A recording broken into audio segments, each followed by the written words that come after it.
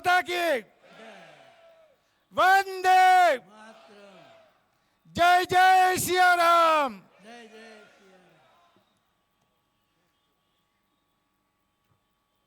હીરામણી પરિવારના આમંત્રણને માન આપીને આપ સૌ ઉપસ્થિત રહ્યા છો ત્યારે આપ સૌનું સ્વાગત કરું છું।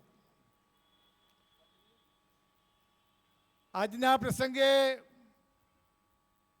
ગાંધીનગર લોકસભાના આપણા પનોતા પુત્ર દેશના ગૃહ અને સહકાર મંત્રી અમિતભાઈ શાહના પ્રચાર અર્થે રાખવામાં આવેલી આ ગ્રુપ મિટિંગમાં આપણી વચ્ચે બીસીસીઆઈના સેક્રેટરી,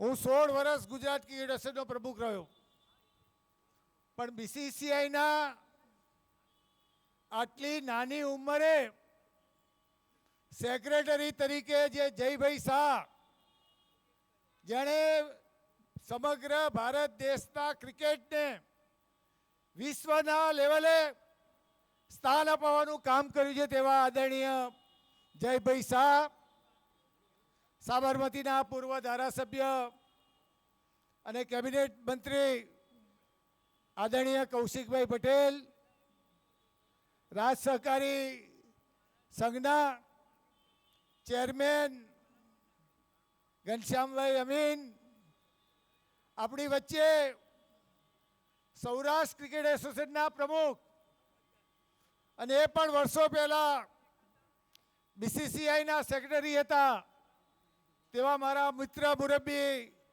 નિરંજનભાઈ શાહ, સમસ્ત હીરામણી પરિવારના મુરબ્બીઓ, ભાઈઓ, બહેનો, યુવાન મિત્રો, 7મી મેના રોજ સવારે 7 થી સાંજના 6 વાગ્યા સુધી મતદાનનો સમય છે। આપણે સૌ નસીબદાર છે કે ગુજરાતના પનોતા પુત્ર નરેન્દ્રભાઈ મોદી દેશના વડાપ્રધાન છે અને બીજા આપણા પનોતા પુત્ર અમિતભાઈ શાહ સમગ્ર દેશના ગૃહ અને સહકાર મંત્રી છે અને બંને આગેવાનો જ્યારે સમગ્ર ગુજરાતનું નામ વિશ્વમાં ઊભું કરવાનું કામ કરી રહ્યા છે ત્યારે 7મી મેની ચૂંટણીમાં ગાંધીનગર વિસ્તારના મતદારોની વિશેષ જવાબદારી ઊભી થાય છે। લગભગ 17-18 લાખ જેટલા મતદારો છે અને આ ચૂંટણીમાં સમગ્ર દેશમાં ભારતીય જનતા પાર્ટીનો રેકોર્ડ આપણે કરવાનો છે। અમે જયભાઈ સાથે મીટિંગ કરી છે કે સમગ્ર ગાંધીનગર લોકસભાની સાથે 7 વિધાનસભામાં આવતીકાલથી આજ ભૂમિ પાર્ટી પ્લોટમાં 7મી મે સાંજે 6 વાગ્યા સુધીનું કાર્યાલય રહેવાનું છે। આ કાર્યાલયમાં કોઈ ભાષણો થવાના નથી। આ કાર્યાલયમાંથી લગભગ 300-400 જેટલા જુદી જુદી સંસ્થાના શિક્ષકો, કર્મચારીઓ, વકીલો, ડોક્ટરો અને અમારી સાથે સંકળાયેલા તમામ મિત્રો ગાંધીનગર લોકસભાના મતદારોને ફોન કરીને ઉનાળાનો સમય છે, સવારે 7 વાગ્યાથી 10:30 સુધીમાં સાબરમતી વિધાનસભા હોય, નારણપુરા વિધાનસભા હોય, ઘાટલોડિયા હોય, કલોલ વિધાનસભા હોય, વેજલપુર વિધાનસભા હોય, ગાંધીનગર વિધાનસભા હોય, સાણંદ વિધાનસભા, આ સાથે 7 વિધાનસભામાં કાર્યકર્તાઓને ચૂંટણીના દિવસે મતદાન મથકે લઈ જવાનું કામ અહીંયા બેઠેલા કાર્યકર્તા આગેવાનોએ કરવાનું છે। જયભાઈ, આ લગભગ 2000 ખુરશીઓ અમે પાથરેલી છે। આ 2000માં ઓછામાં ઓછા 300 થી 350 માણસોનું લિસ્ટ તમને આપીશ કે જે મેં 100, 200, 500 વોટોની વોટિંગ કરાવવાની જવાબદારી લીધી છે. અને આજે અમે તમને ખાતરી આપીએ છીએ કે આ ભૂમિ પાર્ટી પ્લોટથી 7મી મેના દિવસે આપણા સૌના આગેવાન, ગુજરાતનું ગૌરવ એવા અમિતભાઈ શાહના કમળનું નિશાન ક્રમ નંબર 1, આ 1 નંબર ઉપર 7 વિધાનસભામાં 1,25,000 કરતા પણ વધારે મતો એ અહીંના મેનેજમેન્ટ મારફતે મતદાન તો કરવાના જ છે, ભાજપને જ આપવાના છે, પણ મતદાન મથકે લઈ જવાનું કામ એ 7મી મે સુધી આપણે કરવાનું છે. અહીંયા ઉપસ્થિત રહેલા મિત્રોને હું કોઈ નરેન્દ્રભાઈ મોદીએ શું કર્યું, અમિતભાઈએ શું કર્યું, ગુજરાતની સરકાર ભૂપેન્દ્રભાઈ પટેલે શું કર્યું, આપણે સૌ જાણીએ છીએ કે છેલ્લા 75 વર્ષમાં સમગ્ર દેશમાં જે છેલ્લા 10 વર્ષમાં કામ થયા છે એ 65 વર્ષમાં નહીં થયેલા કામો એ નરેન્દ્રભાઈ મોદી અને અમિતભાઈની આગેવાની હેઠળ થયેલા છે. ત્યારે આ વાત હું કરવા માંગતો નથી. અહીંયા આપણા સૌ પરિવારના મિત્રો ભેગા થયા છે. 7 વિધાનસભાના કાર્યકર્તાઓ આગેવાનો છે. ત્યારે મારા પછી જયભાઈ આપણને માર્ગદર્શન આપશે. જયભાઈને પણ મારી વિનંતી છે, આપણે લાંબા પ્રવચનો રાખ્યા નથી. આ જયભાઈના પ્રવચન પછી બધા જ કાર્યકર્તાઓને મારી વિનંતી છે, બધાને મેં ગ્રુપ વાઇઝ બેસવાનું કહેલું છે. તમારા આગેવાનો એ તમારા જયભાઈની પાસે લાવશે, તમારો પરિચય કરાવશે અને ત્યારબાદ એમને પણ બીજા 2 કાર્યક્રમો એના પછીના છે. એટલે જલ્દીથી એમને આપણે છૂટા કરીએ અને 7મી તારીખે એક પણ મતદાર આપણો સગો સંબંધી કોઈ બાકી ના રહી જાય. બીજી મારી વિનંતી એ છે કે દરેક લોકોને મારી વિનંતી છે કે હીરામણી પરિવાર, મોદી પરિવાર એક સ્ટેજ પાસે, ગેટ પાસે ને કે અહીંયા આગળ બધા પોતે સેલ્ફી ફોટો પાડે અને પોતાના વોટ્સએપ ઉપર, પોતાના ગ્રુપ ઉપર મૂકે, જેના કારણે એક ચૂંટણીનું માહોલ ઊભો થાય અને 7મી તારીખે મતદાન 80-85% આપણા વિસ્તારમાં મતદાન કરાવવાનું છે. એ દિશામાં કામ કરશો એ જ અભ્યર્થના સાથે વિરમું છું. ભારત માતા કી જય. મતદાન જાગૃતિ અભિયાનના આજના આપણા મુખ્ય મહેમાન શ્રી જય અમિતભાઈ શાહ ઉપસ્થિત છે. આપણા માટે ગૌરવ અને આદર છે.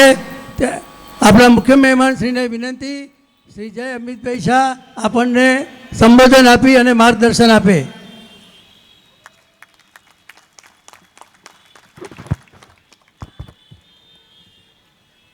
બોલો ભારત માતા કી. એટલે આવું ના ચાલે. આટલું ઉર્જાવાન ભાષણ નરેન્દ્રભાઈ આપ્યું છે ને આટલા ઓછા હાથ ઊંચા થાય. બધા 2 હાથ ઊંચા કરો. બોલો ભારત માતા કી જય. જય શ્રી રામ. જય શ્રી રામ. જય જય શ્રી રામ. જય જય શ્રી રામ. મંચ ઉપર ઉપસ્થિત રાજ્યસભાના સાંસદ અને અમારા પરિવારના સભ્ય એવા શ્રી નરહરીભાઈ, પૂર્વ કેબિનેટ મંત્રી શ્રી કૌશિકભાઈ, ક્રિકેટમાં જેમનું બહુ મહત્ત્વપૂર્ણ યોગદાન રહ્યું છે એવા નિરંજનભાઈ અને સહકારી આગેવાન શ્રી ઘનશ્યામભાઈ અમીન અને આટલી મોટી સંખ્યામાં ઉપસ્થિત મારા વાલા ભાઈઓ, બહેનો અને યુવા સાથીઓ, પહેલાં તો નરેન્દ્રભાઈ તમે મને એમ કહ્યું હતું કે આ પરિવારનું ફંક્શન છે, પણ આ તો ભાજપની જાહેર સભા એવું લાગે છે, એટલે તમને અભિનંદન આપવા માગું છું. અને સૌથી મોટું કામ નરેન્દ્રભાઈ એ કર્યું છે કે આમાં કેટલાય લોકો ભાજપના સભ્ય નહીં હોય પણ બધાને ખેસને ટોપી પહેરાવી લીધા, એટલે ભાજપના સભ્યો તમે અહીંયા ઉમેર્યા, એ બદલ તમને ખૂબ ખૂબ આભાર. હવે નરહરીભાઈની હું વાત કરું ત્યારે એની સાથે સાથે ભારતીય જનતા પાર્ટીની વાત કરું. તમને બધાને આશ્ચર્ય થશે કે 2012માં નરહરીભાઈ ભાજપમાં જોડાયા, પણ એમણે એક શરત મૂકી હતી કે માનનીય મોદી સાહેબની જોડે હું અમિતભાઈને મળીશ ત્યારે જ ભાજપમાં જોડાઈશ. બરાબર છે નરહરીભાઈ? એ એમની મિત્રતા છે. અને ભારતીય જનતા પાર્ટીનો કોઇન્સિડન્સ કેવો છે આજે તમને કહું છું. નરહરીભાઈ ગોધરા, આણંદ બધાના ક્લસ્ટર પ્રભારી છે. તો નરહરીભાઈ અહીંયા ભાજપ અમિતભાઈનો પ્રચાર કરે છે અને અમિતભાઈ નરહરીભાઈના ક્લસ્ટરમાં છે. એ જ ભારતીય જનતા પાર્ટીની મહાનતા છે. માન્ય અમિતભાઈ સાહેબ ગોધરામાં ભાષણ સંબોધી રહ્યા છે, ત્યાં નરહરીબેન રહેવું જોઈએ, પણ નરહરીભાઈ એટલા નિશ્ચિંત છે કે અમિતભાઈ ત્યાં સંભાળ લેશે અને સાહેબ એટલા નિશ્ચિંત છે કે નરહરીભાઈ અહીંયા સંભાળ લેશે. આ જ ભારતીય જનતા પાર્ટીની મહાનતા છે. માન્ય અમિતભાઈ સાહેબની વાત કરું ત્યારે કે આ નારણપુરાની ભૂમિથી જ એમની રાજકીય કેરિયરની શરૂઆત થઈ. અને અમિતભાઈ શાહ એ એવો કેસ સ્ટડી છે કે પોસ્ટર ચોંટાડતા અહીંયા ભૂમિ પાર્ટી પ્લોટ આગળ પોસ્ટર ચોંટાડ્યા છે. ત્યાંથી રાજ્યના ગૃહમંત્રી, પાર્ટીના મહાસચિવ, પાર્ટીના રાષ્ટ્રીય અધ્યક્ષ અને દેશના ગૃહમંત્રી છે ભારતીય જનતા પાર્ટીમાં જ શક્ય છે. હવે અહીંયા પ્રબુદ્ધ નાગરિક સંમેલન છે એટલે નરહરીભાઈએ મને કહ્યું કે ઘણા ડૉક્ટર, CA, આર્કિટેક્ટ આ બધા આવ્યા છે, તમારા માટે થોડી વાર વાત તો કરવી પડશે. હવે CA ઘણા બધા અહીંયા બેઠા છે એટલે પહેલાં એમની વાત કરી લઉં. આપ સૌ જાણો છો કે મોદી સાહેબ 2014માં જ્યારે વડાપ્રધાન બન્યા એની પહેલાં આપણી ઇકોનોમી 11મા નંબરની ઇકોનોમી હતી. તમે લોકોએ મોદી સાહેબને વોટ આપ્યા, બીજી વાર વડાપ્રધાન બનાવ્યા, ગર્વ સાથે કહેતા આનંદ થાય છે કે આ 11મા નંબરની ઇકોનોમી 5મા નંબરની ઇકોનોમી આવી ગઈ. એમાં તમારે બધાનું મહત્વપૂર્ણ યોગદાન છે. અને ફરીથી એકવાર અમિતભાઈને વોટ આપશો, મોદી સાહેબને હાથ મજબૂત કરશો અને મોદી સાહેબને વડાપ્રધાન બનાવશો તો મોદી સાહેબે પ્રોમિસ આપી છે કે એ 5મા નંબરની ઇકોનોમીમાંથી 3જા નંબરની ઇકોનોમી આપણે બની જશું. અને એ 3જા નંબરની ઇકોનોમી સાથે સાથે 5 ટ્રિલિયનની ઇકોનોમી પણ આપણે ક્રોસ કરવાના છે. એટલે મોદી સાહેબે આપણને આટલી બધી પ્રોમિસ આપી છે એટલે આપણા બધાની ફરજ છે કે માન્ય અમિતભાઈ સાહેબને વોટ આપીને મોદી સાહેબના હાથ મજબૂત કરીએ. હવે જ્યારે મોદી સાહેબે વિકસિત ભારતનો નારો આપ્યો છે ત્યારે મારે GDPનો વાત કરવી જ પડશે કે આ વર્ષે આપણી GDP 7.9% અને મોદી સાહેબે લક્ષ્યાંક આપ્યો છે કે આવનારા 5 વર્ષમાં આપણી GDP 8.95% સુધી પહોંચવાની છે. જ્યારે GST કલેક્શનની વાત હોય ત્યારે 2023-24માં 20.18 લાખ કરોડ GST જમા થયો છે, જે ગયા વર્ષની કમ્પેરમાં 11.7% વધારો થયો છે.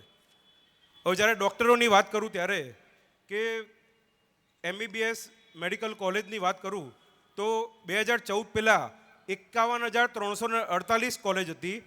તમે મોદી સાહેબને વડાપ્રધાન બનાવ્યા અને પાછા ફરીથી બીજી વાર વડાપ્રધાન બનાવ્યા.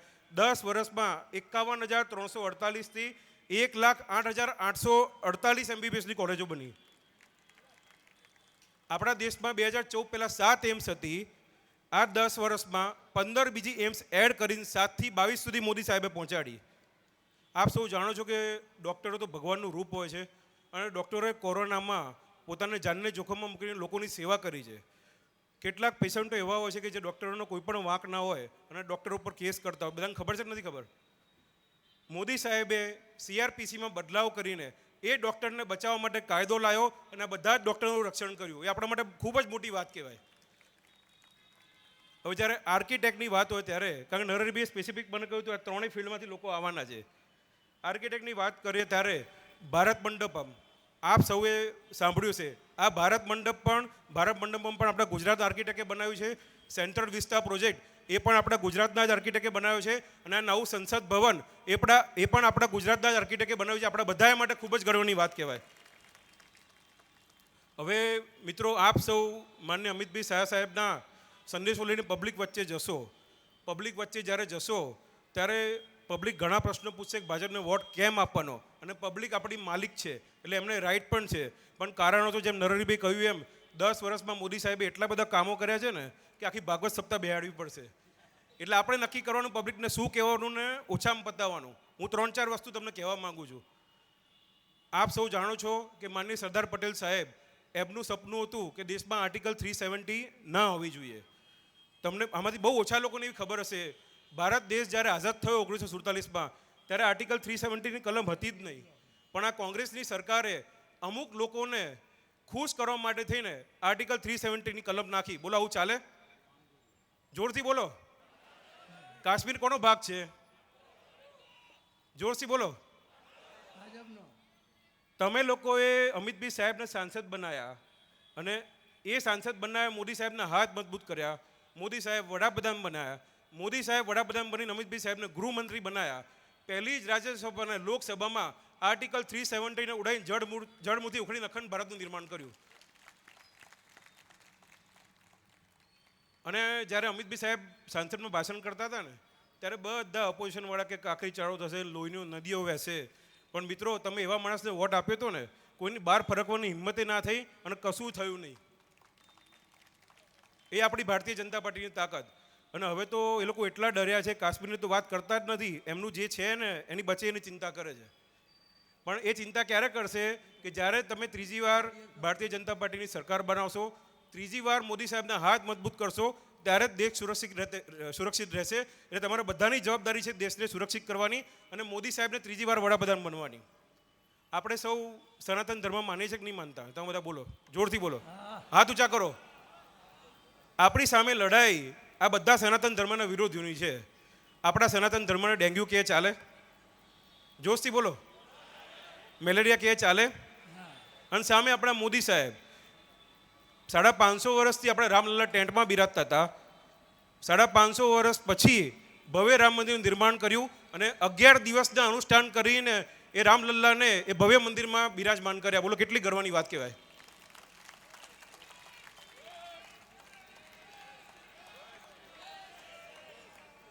તમે અંબાજીનું મંદિર જોયું છે કે નથી જોયું? સોનાનું બનવાનું ચાલુ થઈ ગયું. સોમનાથ દાદાનું મંદિર જોયું છે, સોમનાથ દાદાનું મંદિર સોનાનું બનવાનું ચાલુ થઈ ગયું. મોગલો 550 વર્ષ પહેલાં આપણા પાવાગઢના મંદિરની ધજા ઉતરી ગયા હતા. એ કામ મોદી સાહેબે કર્યું. 550 વર્ષ પછી એ પાવાગઢના મંદિરમાં એમને ધજા ફરકાઈ. બોલો કેટલી ગર્વની વાત કહેવાય. હવે જ્યારે હેલ્થની સુવિધાની વાત હોય ત્યારે આપ સૌ જાણો છો કે દેશના લોકો માટે હેલ્થ એ બહુ મહત્વપૂર્ણ સબ્જેક્ટ છે. 10 લાખ સુધીની બધી જ હેલ્થ સહાય મોદી સાહેબે આયુષ્યમાન કાર્ડ યોજના દ્વારા એ બધા જ લોકોને મફત સારવાર આપી. અને જે લોકો અમદાવાદ સિવિલ અને ગાંધીનગર સિવિલમાં જાય એને મારા પરિવાર તરફથી સવાર અને સાંજનું 2 ટાઈમનું જમવાનું મફત. એટલે અમિતભાઈ સાહેબ આટલી બધી ચિંતા કરે છે બધાની.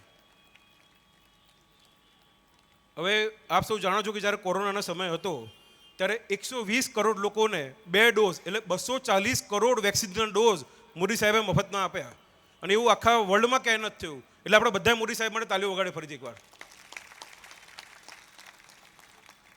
હવે જ્યારે ઘણા બધા ઉદ્યોગપતિ અહીંયા બેઠા હશે, નરબી ઉદ્યોગપતિઓ છે ને બધા.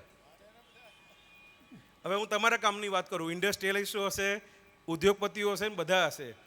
પહેલાં તમે હાયર ટેક્સ લેબમાં હતા, 30% ટેક્સ ભરતા નતા ભરતા? સાચું બોલજો. તમે મોદી સાહેબને બીજી વાર વડાપ્રધાન બનાવ્યા, એ ટેક્સ 22% કરી નાખ્યો. બોલો, ભાઈ તમારે કોઈ સીએમ શોધવાની જરૂર નથી, સીધો 22% ટેક્સ ભરીને છૂટા. એટલે આવું કામ કર્યું છે મોદી સાહેબે. 1 લાખથી વધારે સ્ટાર્ટઅપ, 100થી વધારે યુનિકોર્ન, 19 કરોડ નોકરીઓ અને 25 કરોડ લોકોને ગરીબીમાંથી બહાર કાઢ્યા છે. એ આપણે બધા માટે ખૂબ જ ગર્વની વાત કહેવાય.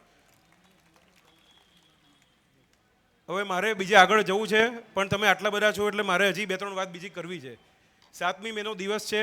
જેમ નરેન્દ્રભાઈ કહ્યું એ પ્રમાણે ગરમી બહુ વધવાની છે અને તમે બધા બહુ સમજદાર માણસો છો. અને હવે ભાજપનો ખેસે પહેરી લીધો ને ટોપી પહેરી લીધી એટલે મત કોને આપવાનું કહેવાની જરૂર નથી. એટલે બહુ ગરમી હશે. એટલે મારી હાથ જોડીને નમ્ર વિનંતી તમને છે કે તમે બધા જ 10:30 પહેલાં વોટ આપજો. પણ નરેન્દ્રભાઈએ 2000 લોકો મને કહ્યા, પણ નરેન્દ્રભાઈ 2000 નહીં લાગતા, 3000 લોકો લાગે છે. ગણતરીમાં કંઈ ભૂલ છે તમારી, બરાબર ને? એ 3000 લોકો, ચારે બાજુ માણસો જ માણસો છે. આ 3000 લોકોએ એક મને વચન આપવાનું છે. બધા ઓછામાં ઓછા 100 લોકોને ઓળખો છો નથી ઓળખતા? બોલો, હાથ ઊંચા કરો. તમારે 100ને ફોન નથી કરવાના, ખાલી 50ને જ ફોન કરો. 50 લોકોને ફોન કરો. નરેન્દ્રભાઈ એટલે 1.5 લાખ વોટ પાકા. એટલે મારે 1,50,000 એકથી શરૂઆત કરવાની. પાકું? હું જ્યારે અહીંયા આવતો હતો ને તો અમિતભાઈ સાહેબનો ફોન આવ્યો કે નરેન્દ્રભાઈના ઓળખીતાઓ બધા ત્યાં ભેગા થયા હશે, એમને પૂછજે એમને આવવાની જરૂર છે. હમણાં જ રોડ શો કરીને ગયા છે, અહીંયાથી જ કરીને ગયા છે. એમને આવવાની જરૂર છે? પાક્કું? પ્રોમિસ આપી દઉં? તો આપ સૌ જાણો છો કે મોદી સાહેબે 370 કમળ પાર અને 400 પાર એનડીએનો નારો આપ્યો છે. ત્યારે આ તમારી તાકાત જોઈને મને પાક્કો ભરોસો છે કે જો તમે લોકો 1.5 લાખ વોટો ભાજપની તરફેણમાં કરાવશો તો ગાંધીનગરનું કમળ એ આખા દેશમાં સૌથી મોટામાં મોટું કમળ રહેવાનું છે.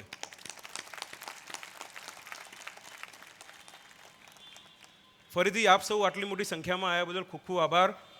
અને નરેન્દ્રભાઈ, હું વચન આપું છું કે તમારો ટાસ્ક પૂરો થશે ને પછી ફરીથી એકવાર સ્નેહ મિલન કરીશું ને પાછું હું ફરીથી આવીશ. Thank you. ફરીથી આપનો ખૂબ ખૂબ આભાર. જય હિન્દ, જય ભારત, જય જય ગરવી ગુજરાત.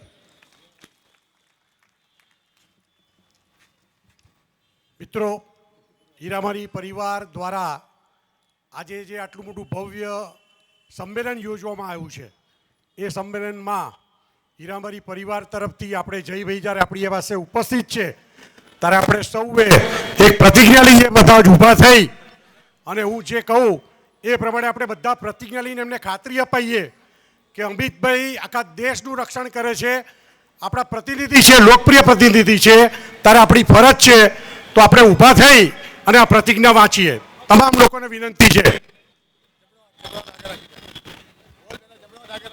જમણો હાથ આગળ રહી અને પ્રતિજ્ઞા લઈએ. તારીખ 7મી મે 2024ના રોજ મતદાનના દિવસે ભારત સરકારના ગૃહ અને સહકાર મંત્રી